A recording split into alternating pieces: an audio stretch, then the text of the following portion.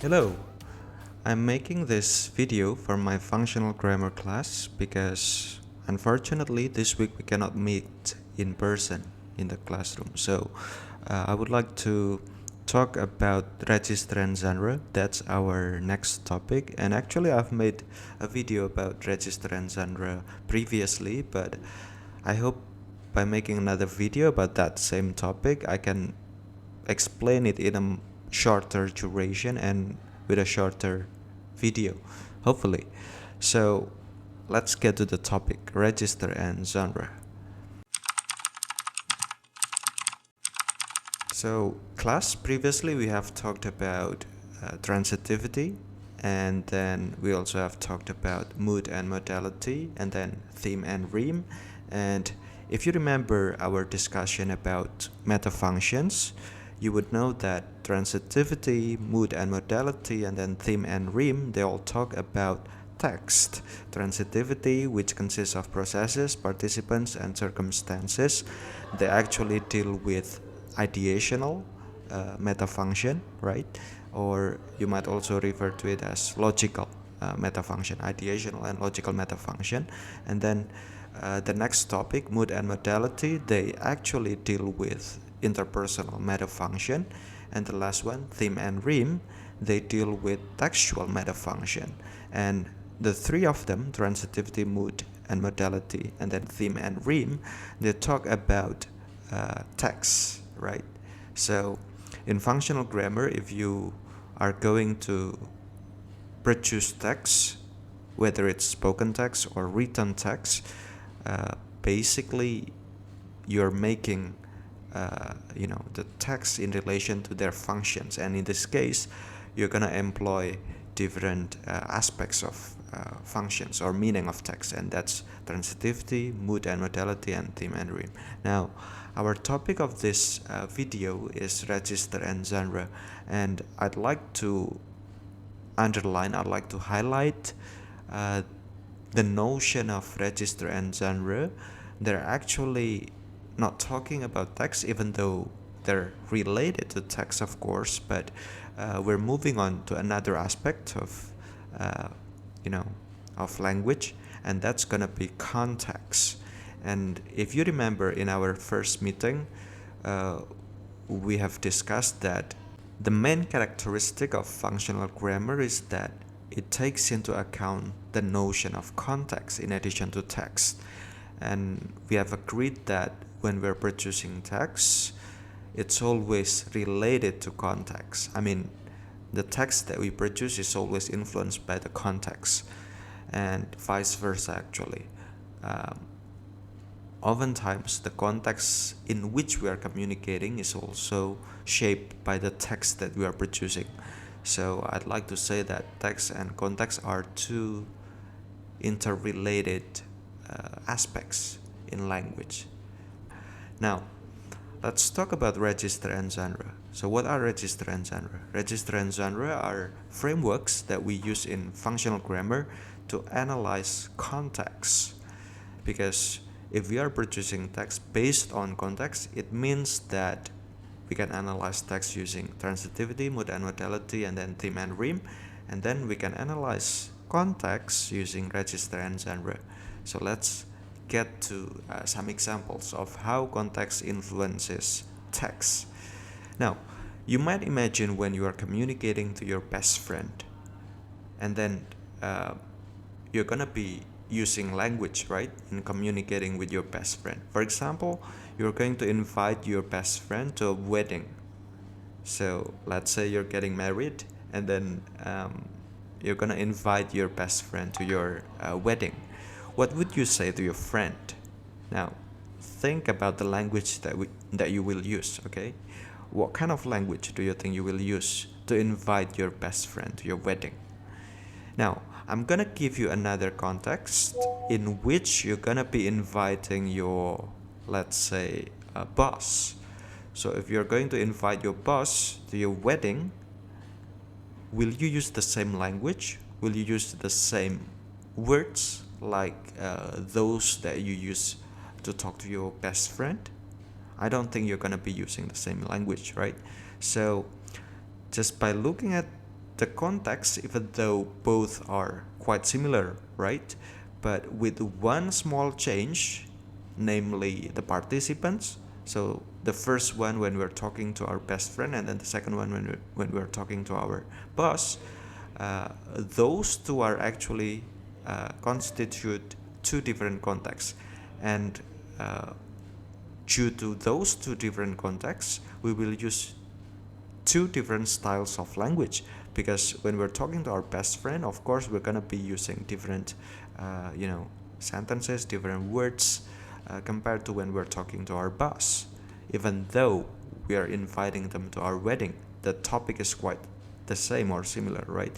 But because of different participants, we might change the styles of our language, we might change the text in relation to those two different contexts. So that's how context will influence text. Now, getting back to the notions of register and genre, what are actually register and genre? Now, I've told you that register and genre are used to analyze context, right? So let's talk about register first. When we communicate with somebody in English or in any other languages, usually there will be information about context that influences our text, our words, our sentences that we produce, right? And the context is often analyzable through the so-called register. So what is register actually? Register consists of three different aspects. The first one is field, and then the second one is tenor, and then the third one is mode. I know that those three terms are quite new to you, but I'd like to explain further what is meant by field, what is meant by tenor, and what is meant by mode in register. Okay, so register consists of field, tenor, and mode. Now, what is field? Field is the topic or the content or the subject matter that is discussed in our communication. So when you are producing text in a certain context, field is the information about the content, the topic or the subject matter of the text that we are producing.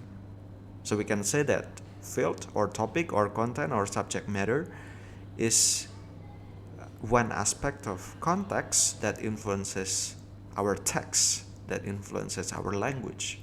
So that's the first aspect, field. And then the second aspect, tenor. What is tenor? Tenor is the relationship of participants. So when we are using language to communicate with other person, information about that other person is the so-called tenor. So we can say that who the participants are is also information about context. It is called tenor. Yeah, it's one aspect of register that is called tenor. So it's about who the participants are, who the interlocutors are. The third one is mode. Now, what about mode? Mode is channel of communication. So it's related to how we communicate with that other person or with the interlocutor. So for example, when we're talking on the phone, the kind of text, the kind of language that we produce might be different from when we're talking, let's say, via written letters, right? Or let's say via chat. It's going to be different. So that's mode. That's channels of communication. And of course, mode or channel of communication is also information about context that will influence our language, our text. Okay, so register is basically a way to analyze context in terms of these three aspects. The first one is field, the second one is tenor, and the third one is mode. The topic or the content and subject matter, and then the relationship of participants or who the participants are, and then the last one is the channel of communication, field, tenor, and mode. That's register. And then moving on to the next topic, that's genre. And in genre, we actually analyze context in relation to the recognizable stages of the text. So oftentimes when we use language in a certain communication format, and oftentimes the communication format is recognizable in terms of its stages, it means that we have a certain genre in the language that we are using. So take an example of cover letter. We all agree that cover letter is a form of communication, right? So we can use language to apply for a job, for example, to apply for a position in a company by writing a cover letter, right? If there's a vacancy, for example, job vacancy, and then we want to apply for a job, usually we're gonna write a cover letter, right? And cover letter in this case, it's a genre, okay? So cover letter is a genre. So what is genre? Genre is basically information about context that provides us, recognizable stages of the text, depending on the culture, depending on the situation in which the text is used. Okay, now we can compare cover letters to another types of letter. For example, personal letter. When you're writing personal letter or personal email, for example, I think we're gonna be using different styles of language compared to when we're writing a cover letter, because cover letter is quite formal, while personal email or personal letter, it's quite informal, right? So we can see that these two different genres, they will require different styles of language. So that's genre. Now that we have discussed the definition and the concept of register and genre, then we're gonna get to the examples. Okay, so what about the example of register? Okay, so getting back to the notion of register, we have field, tenor, and mode. Now I can give you an example of register like maybe the previous example that I gave you. So let's say if you are talking to your best friend or to your boss and you are inviting him or her, your best friend or your boss, to your wedding. Getting back to that previous example, okay? So what is the register of that kind of communication? Now you can analyze the context of the communication, of that kind of communication, by analyzing the field.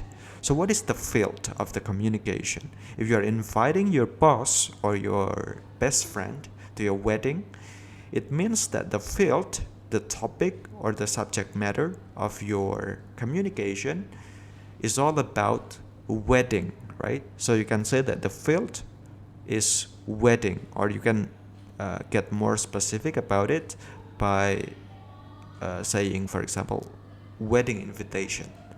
Okay, so the field of your communication, the field, the topic, the subject matter of the language that you are using in that situation is all about wedding invitation. So that's the field, right?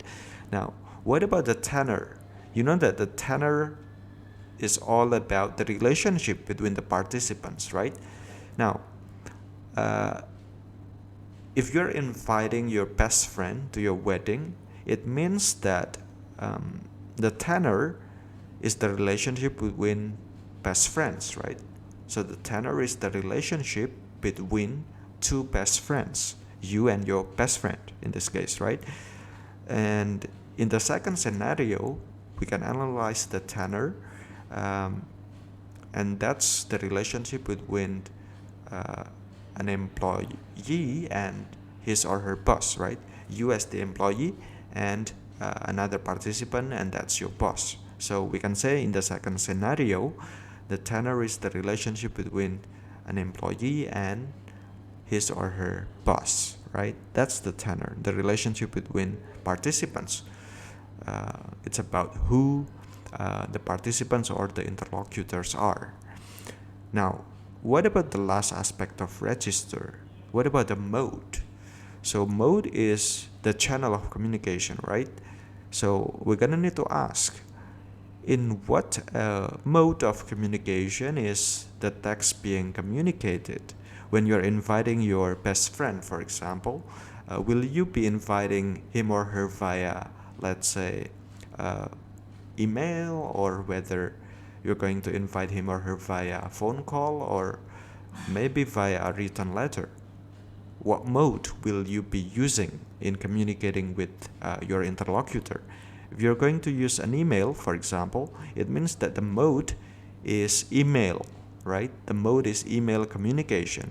If you're going to invite him or her via, for example, phone call, it means that the mode is spoken, right? The mode is spoken via phone call. So that's the mode. It's about the channel of communication. It's about how you will use the language to communicate with that other person. What mode, or what what media will you use, right? Whether it's spoken, whether it's written, and then whether you're using email or phone or something else. That's the mode, right? Because different modes of communication will require different kinds of text or different kinds of language. So that's register, example of how we analyze register of a communication. Now, what about genre? Now, to analyze the genre, we need to understand that not all text, not all text has its genre. I mean,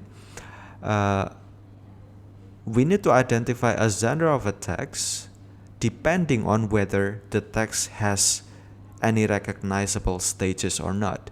You might imagine when you are communicating with your friends, let's say at the canteen. So would you consider the text that you're using to communicate with your friends at the canteen as, having genre?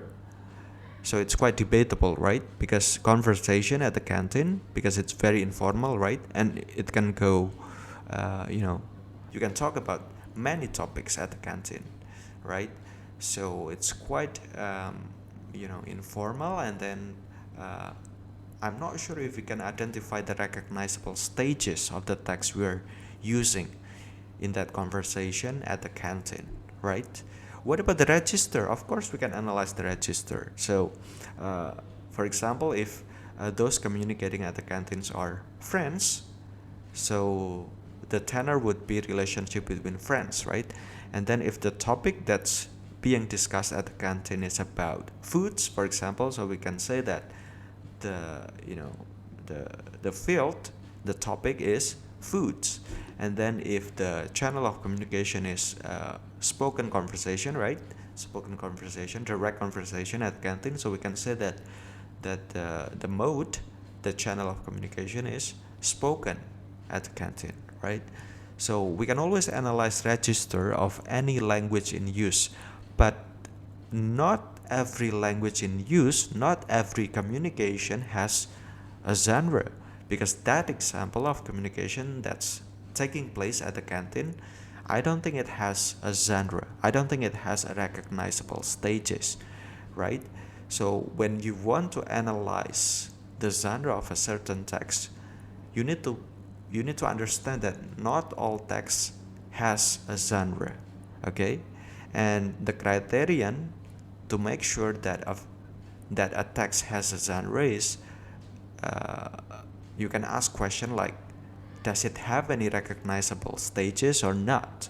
That question can help you to identify whether a text has a genre, okay?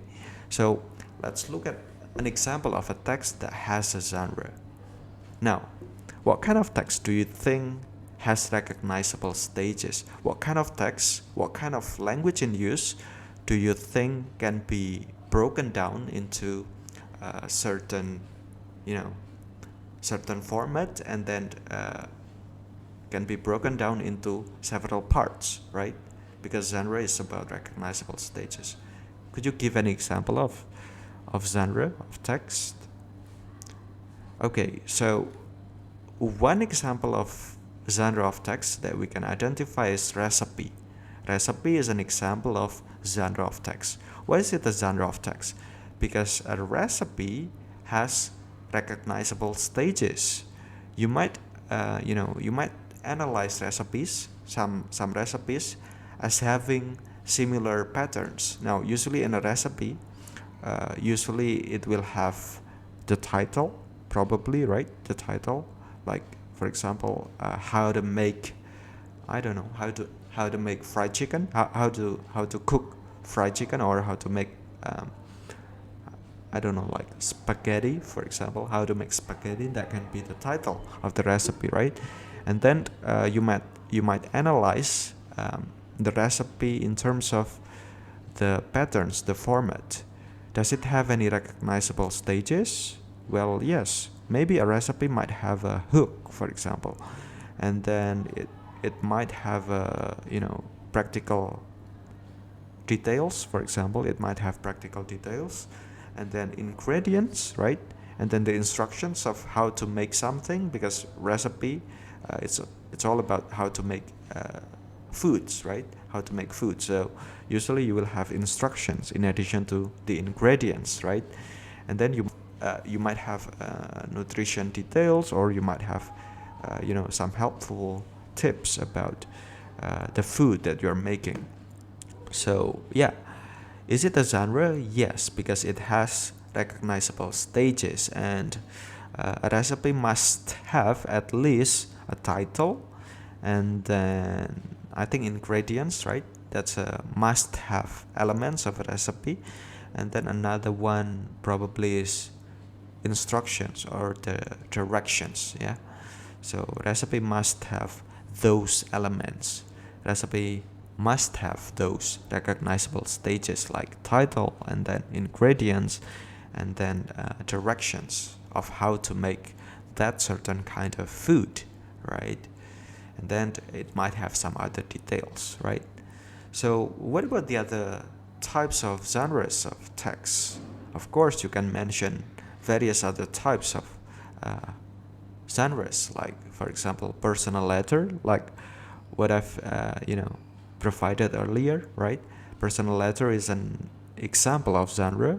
And then you might have advertisement, police report, and then student essay, formal letter, and so on and so forth. So those are some examples of genres. And then you might be thinking, are genres specific to written text only? Because we have talked about recipes, and then personal letters, and then advertisements. So is it all about written text? The answer is no. Spoken text also have genres. Can you try to identify some examples of genres in spoken text?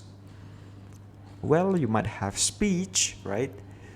If you have studied public speaking, if you have learned how to deliver a speech, you will know that speeches are actually a type of genre, because you can recognize the stages, the patterns, the format of speech, right?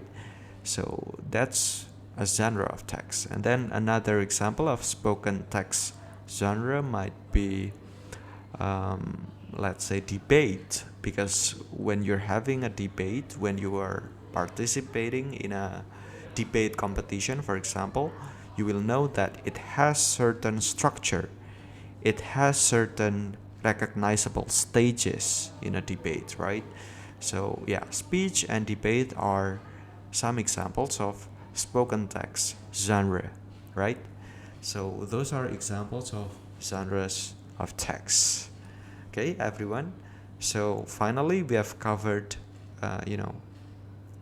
some concepts, some understanding of register and genre, and I'd like to conclude that register and genre are frameworks of analysis that we can use in functional grammar to analyze information about the context that shapes the text that we are producing. Okay, so register and genre are two frameworks in functional grammar that we can use to analyze the context that shapes the language we are using. Okay, now can you think of any examples of register and genre in the language that you usually produce daily? Write your answers in the comments, okay? And I would also provide you with some worksheets that you can use to analyze the register and genre of text, and you can download the worksheet in the description of this video. Okay, so I'm providing you with two examples of worksheets of how to analyze register and genre of the language you are using. Okay, so I hope it's clear enough. If you have some questions, you can type in the comments, and I'll answer it in the comment section. Okay, and we'll meet again in person in the next meeting, talking further about register and genre. Okay, everyone, thank you for watching, and see you next week.